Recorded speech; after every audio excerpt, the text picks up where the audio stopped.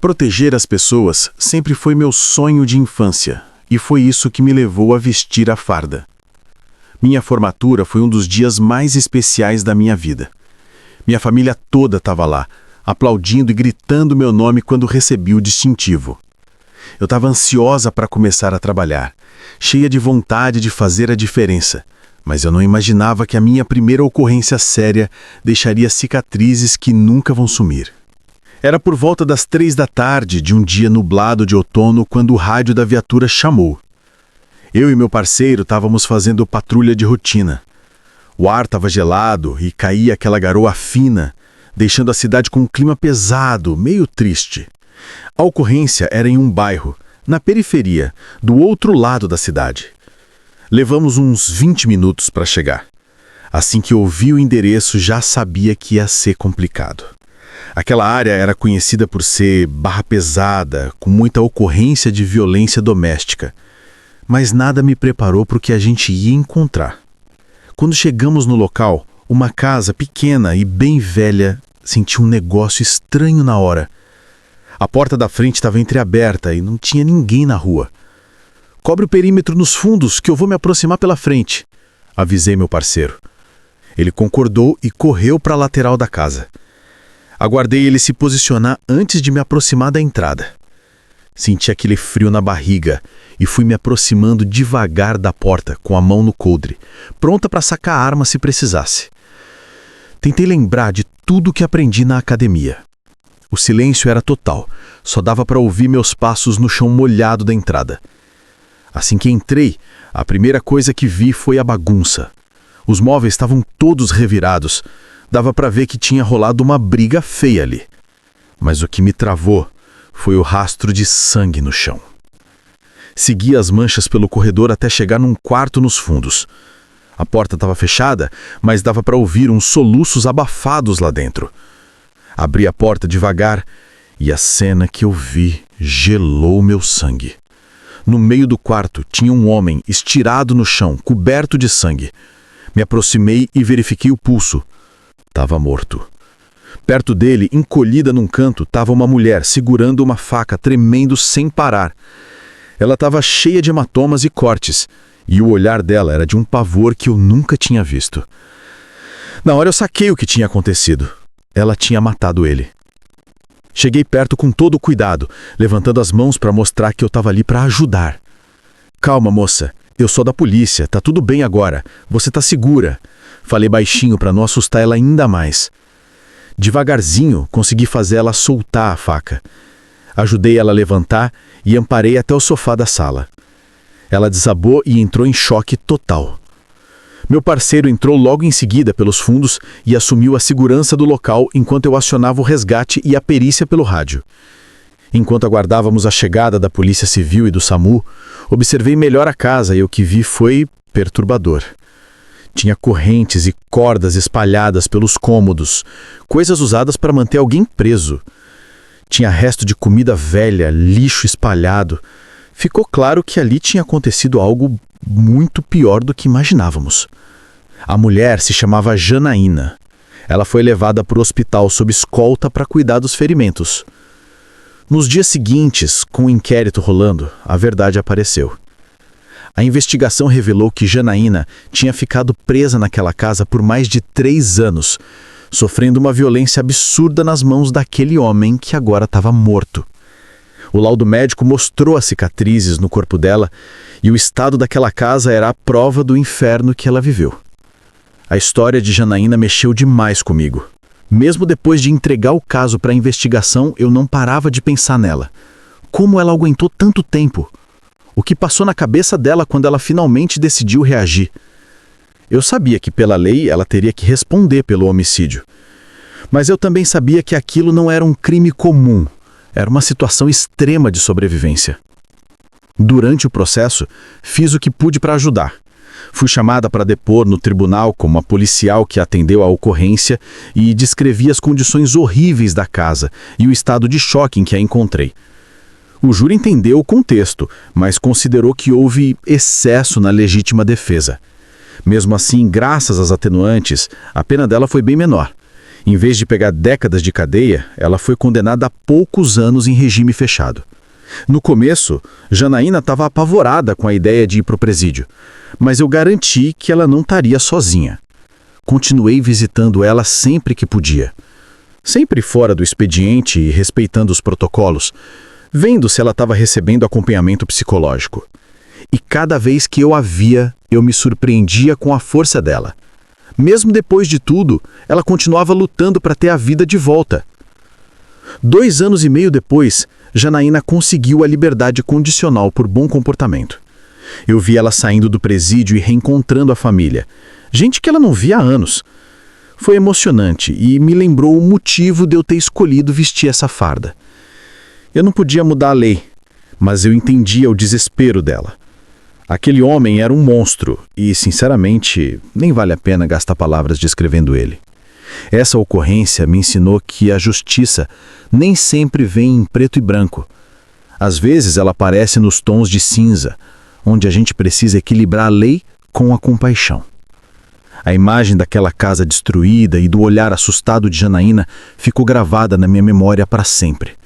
Não consigo apagar, e talvez nem devesse tentar. É essa lembrança que me lembra por que coloquei essa farda. Nem toda batalha tem um final feliz, mas cada pessoa que a gente consegue tirar do inferno já justifica todo o resto. Trabalho como policial há anos e já vi muita coisa que a gente preferia não ter visto. Mas quando envolve criança, o negócio muda de figura completamente. Bate num lugar diferente, sabe? Acorda uma vontade de proteger que às vezes me leva além do que deveria. O caso do Lucas foi exatamente um desses momentos. Era uma tarde quente de verão quando aquele caso finalmente foi repassado para mim de forma oficial. O Lucas tinha desaparecido havia mais de 4 semanas e toda a investigação inicial não tinha dado em nada. Naquela manhã, antes de pegar o caso oficialmente, eu já tinha conversado com a mãe dele por telefone. A angústia na voz dela era palpável, uma mistura de desespero e uma pontinha de esperança que me fez sentir um frio na espinha. Desde o começo, eu sabia que a situação ali era diferente. As primeiras informações na investigação eram confusas, tudo muito picado. Alguns vizinhos comentaram ter visto um grupo de homens estranhos, com cara de poucos amigos, rondando o bairro dias antes do menino sumir. Outros falavam de um carro suspeito, um modelo antigo que tinha ficado parado perto da casa da família.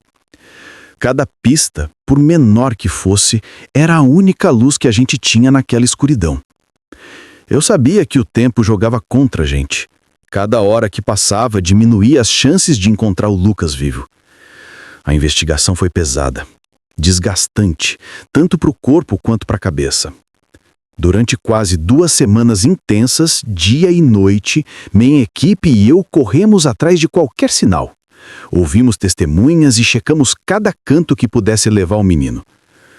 A cidade virou um labirinto, onde cada passo errado podia custar a vida dele. Cada terreno baldio, cada obra abandonada, cada praça virou um lugar suspeito.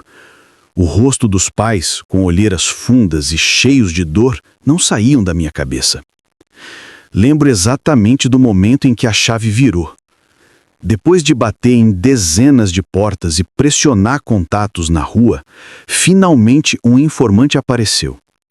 Ele pediu para não ser identificado, por medo de represílias, e passou a localização de uma casa abandonada na periferia numa área de mato bem afastada. Enquanto a gente ia para lá, com a viatura descaracterizada, meu coração parecia que ia sair pela boca. Era uma mistura de adrenalina com um medo do que a gente ia ver. Será que ele ainda estava vivo? Minha cabeça não parava 1 segundo. Quando invadimos o local, o clima era pesado. A casa estava caindo aos pedaços, as paredes pretas de mofo e o chão estalava a cada passo, como se o lugar tivesse vida própria e contasse histórias ruins. O cheiro de umidade misturado com lixo podre tomava conta da casa inteira. Era insuportável. Cada canto escuro parecia esconder alguma coisa, e a tensão ali dentro era sufocante. Foi num quarto nos fundos trancado com um cadeado, que encontramos o Lucas. O mineiro estava amarrado numa cadeira velha, pálido demais e travado de medo. Os olhos dele arregalados pareciam carregar o peso de tudo que ele tinha passado naquelas semanas de cativeiro. 3 homens estavam vigiando o local, criminosos da pior espécie. O jeito frio que eles olharam pra gente me deu nojo. A situação ficou crítica num estalo de dedos. Um deles, armado e vendo que não tinha saída, tentou pegar o menino como escudo. Não foi cena de filme, foi tudo muito rápido e sujo. Aproveitei um momento de hesitação dele e parti para cima. Consegui segurar o braço dele e travar a arma enquanto meus colegas ajudaram a imobilizar o cara antes que ele fizesse uma besteira maior.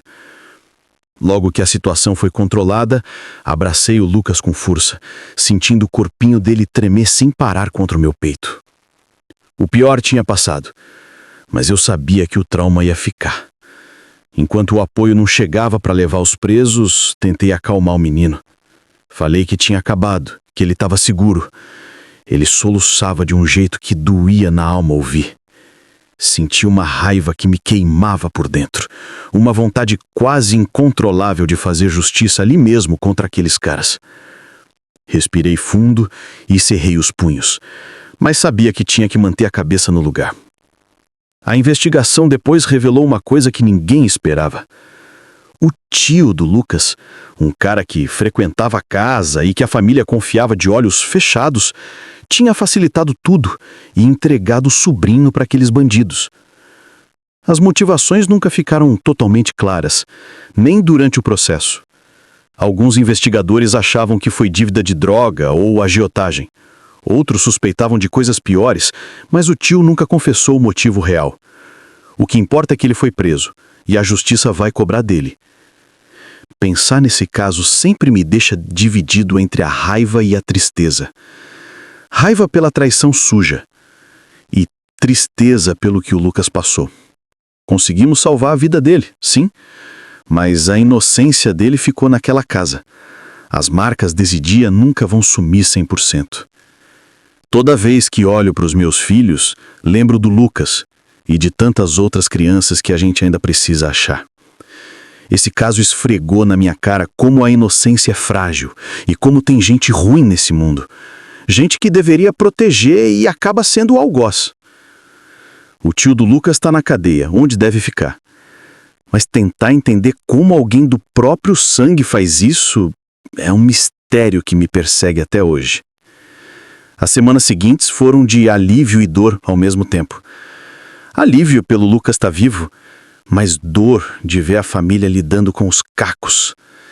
Ele começou o acompanhamento com psicólogos, mas eu sei que feridas assim demoram anos para fechar, se é que fecham. A comunidade abraçou a família. Todo mundo ajudou como pôde, mas aquele clima pesado demorou para passar. As conversas de portão, os olhares preocupados, aquela sensação de que pode acontecer com qualquer um, tudo isso foi a cicatriz que o crime deixou no nosso bairro. Esse caso grudou em mim de um jeito que nenhum outro conseguiu.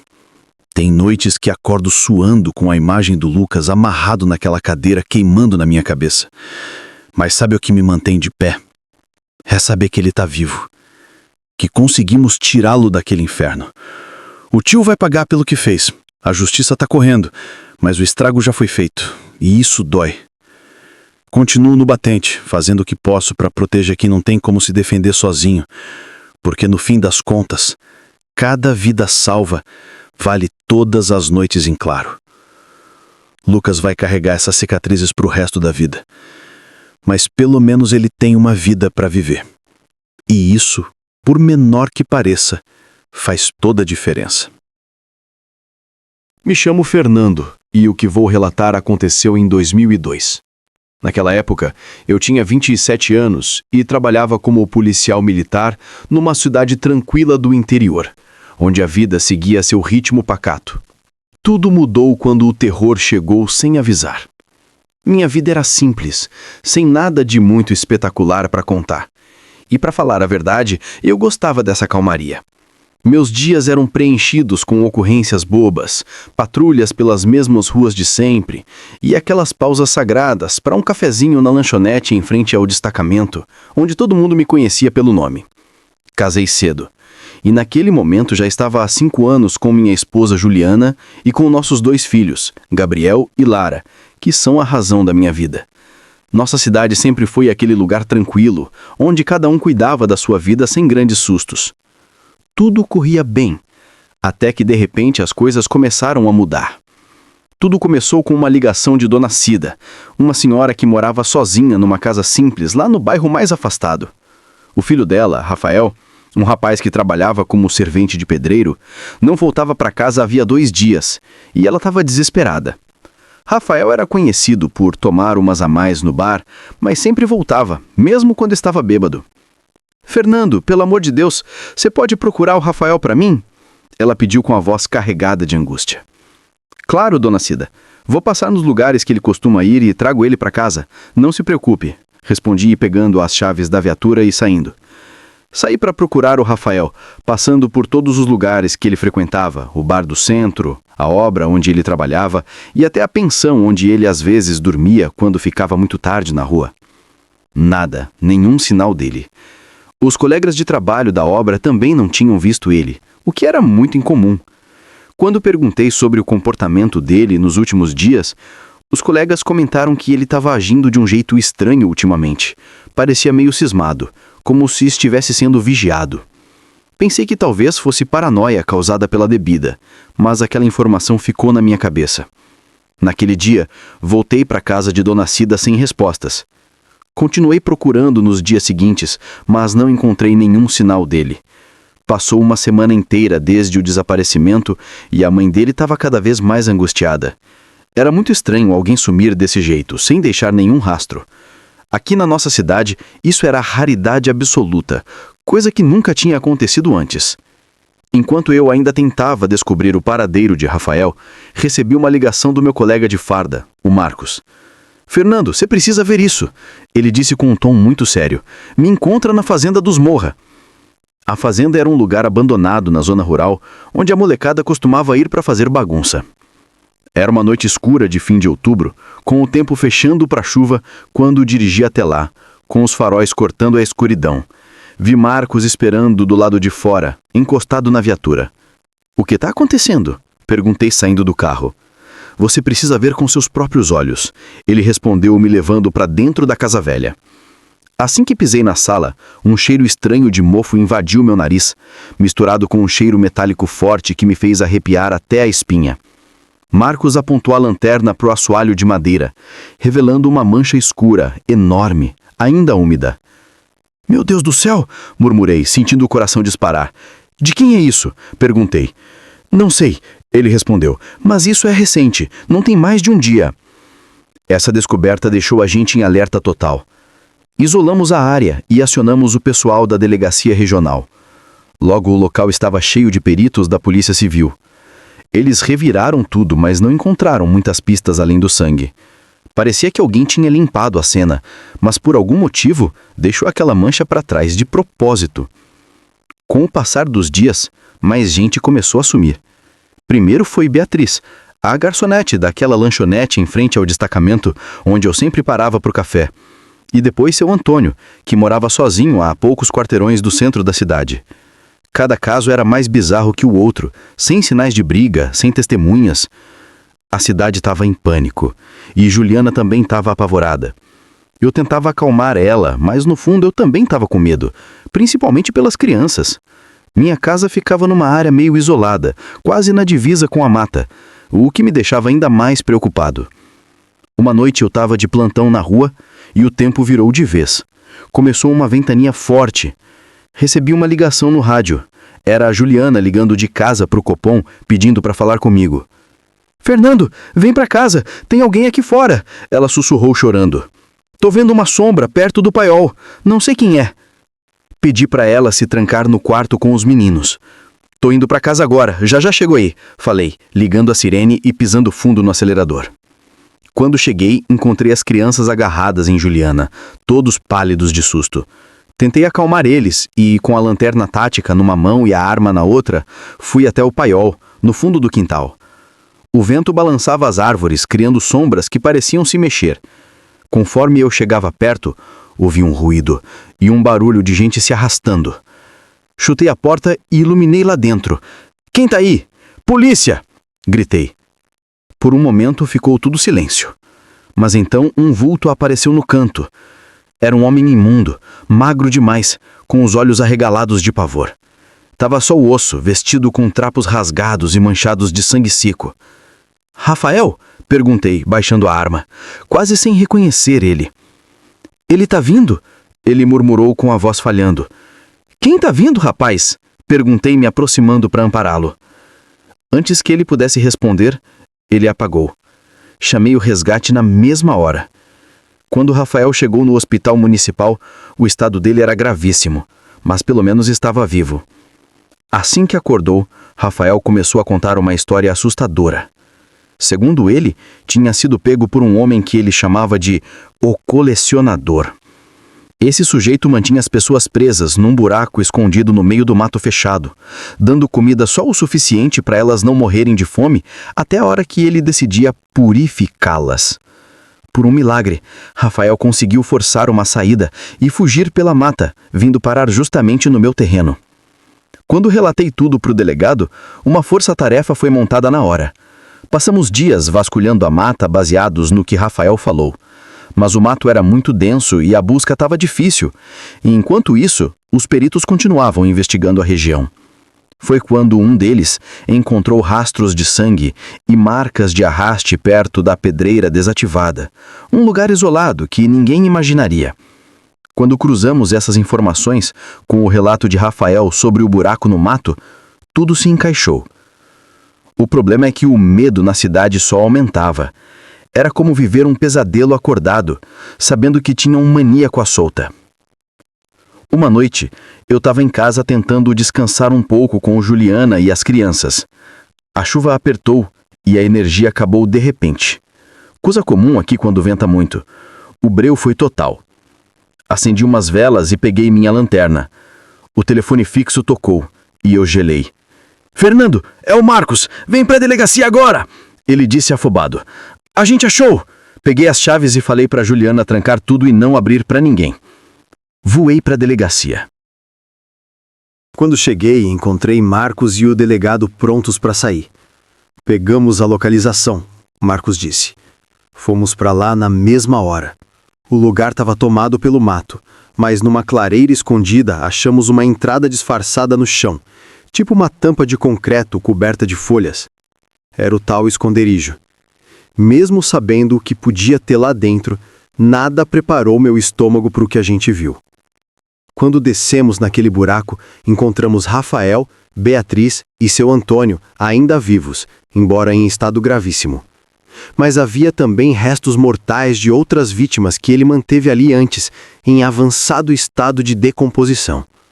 O lugar era imundo, fedido e macabro. A cena era tão chocante que eu tive ânsia de vômito.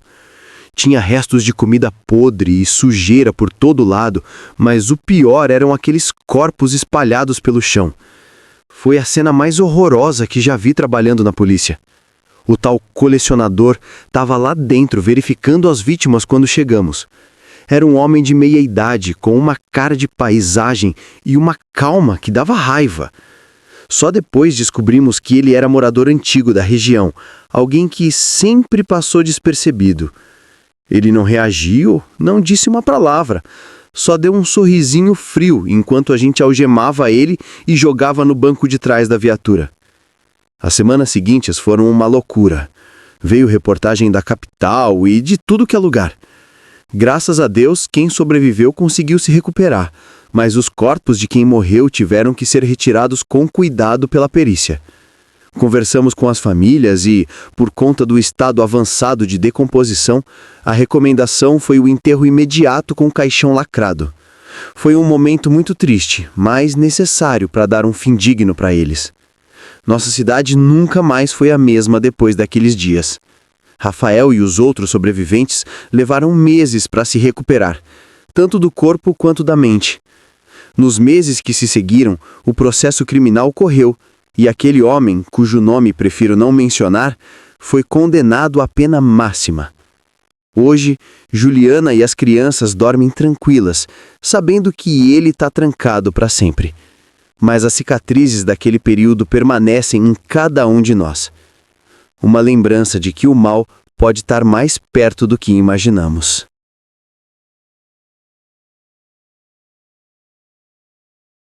Isso aconteceu em 2008, quando eu ainda estava na rádio patrulha da nossa cidadezinha no interior. Antes de contar esse pesadelo, você precisa entender que sempre fui um cara comum. Curto muito um cachorro quente caprichado e uma cerveja bem gelada no fim do dia. Sou corintiano desde pequeno e cresci estudando na estadual que ficava ali perto do batalhão. Nunca passou pela minha cabeça que ia virar policial. Achava que seria marceneiro, seguindo os passos do meu pai. Mas a vida surpreende, né? Gosto de ter minha rotina organizada, embora não negue que um pouco de adrenalina de vez em quando cai bem. Naquele dia, o plantão parecia mais um igual a qualquer outro. Eu rodava com a viatura pelas ruas de paralelepípedo, aproveitando a tranquilidade. O ar estava fresco, com aquele cheiro marcante de eucalipto que tem aqui na serra. Nossa cidade é daquelas onde todo mundo conhece a vida de todo mundo. E os crimes mais graves costumam ser briga de boteco em dia de jogo grande ou garoto fazendo pichação. Perto do meio-dia, o Copom passou uma ocorrência de desaparecimento. Achei bem incomum na hora.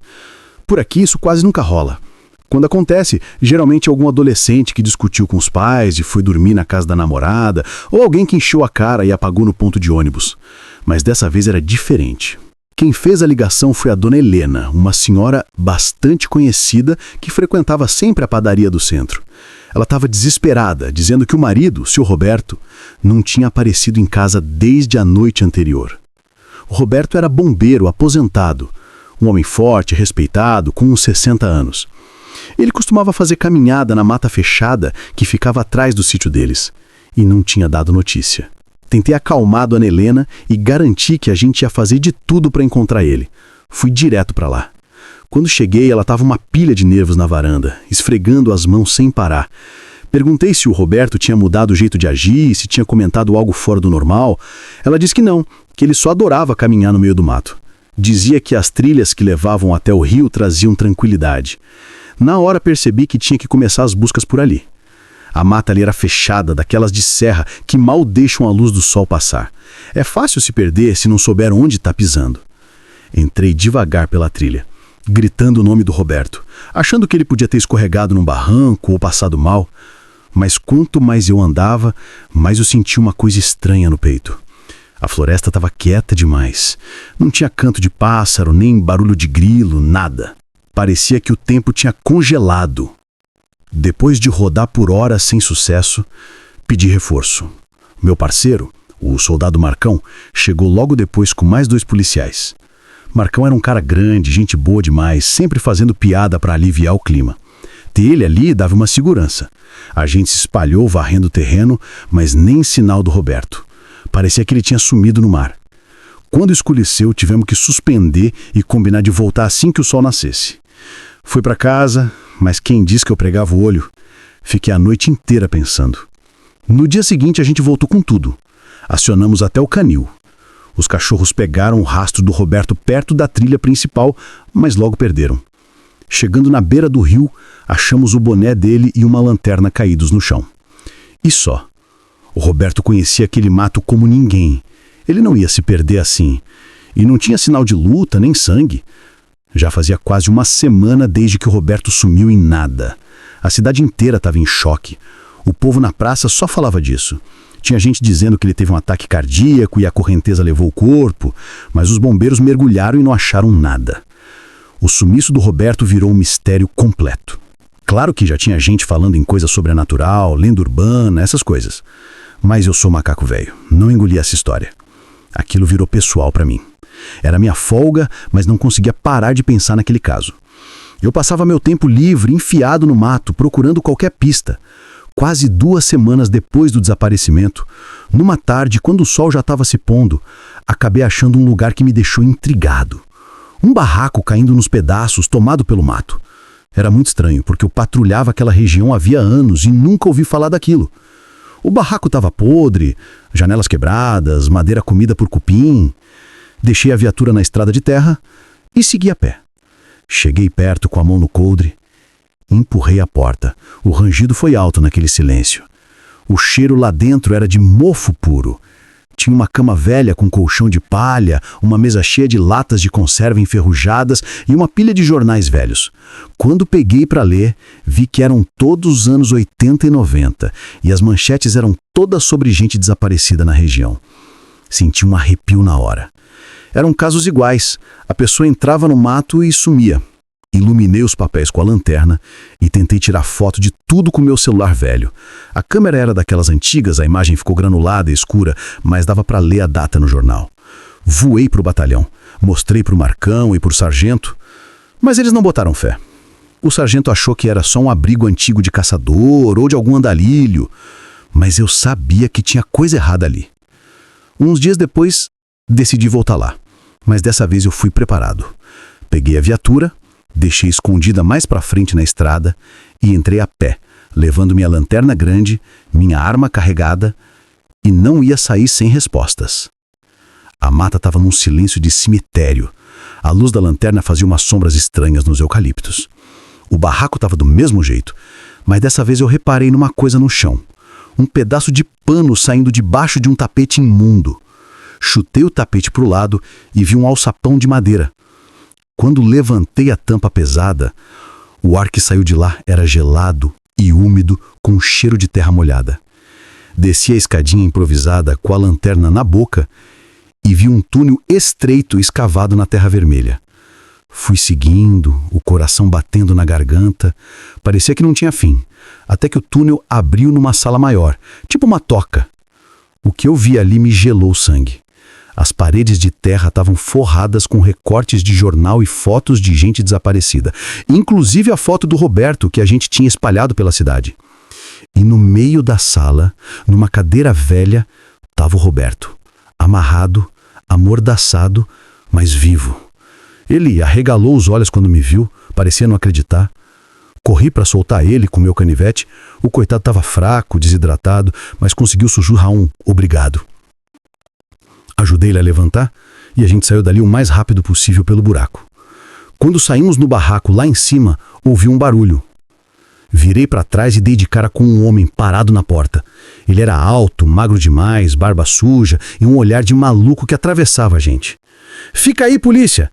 Eu gritei, sacando a arma. Ele soltou uma risada que me fez tremer as pernas. "Acha que pode me parar?" Ele berrou e veio para cima da gente feito um bicho. Não pensei 2 vezes. Disparei 2 vezes para parar ele. Ele caiu gritando. Não paguei para ver se ia levantar. Botei o Roberto na viatura e chamei o Copom pedindo apoio urgente e resgate. Levamos o Roberto para o hospital regional na cidade vizinha e ele se recuperou bem. Em uns dias.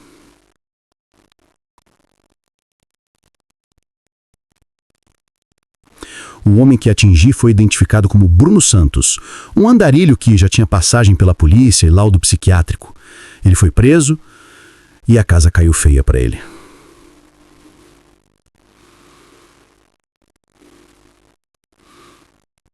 Depois, no inquérito, o cara confessou que mantinha o Roberto e outras pessoas presas naquele buraco por dias. Falou coisas horríveis, que tinha matado e até comido parte de algumas vítimas ao longo de 20 anos. A cidade entrou em pânico com a notícia. O pessoal que deixava a porta destrancada passou a trancar tudo. E a mata, que era lugar de passeio de fim de semana, virou lugar proibido. Para mim, ter resgatado o Roberto vivo foi uma vitória. Mas o que eu descobri lá embaixo me tirou o sono por muito tempo. Como que um sujeito faz tanta barbaridade por 20 anos sem ninguém desconfiar? A rotina voltou. As ruas continuam as mesmas, o Max Bacon ainda tem o mesmo gosto e a cerveja continua gelada. Mas algo mudou dentro de mim. Cada patrulha agora vem com um peso diferente. Cada sombra ganha um significado novo.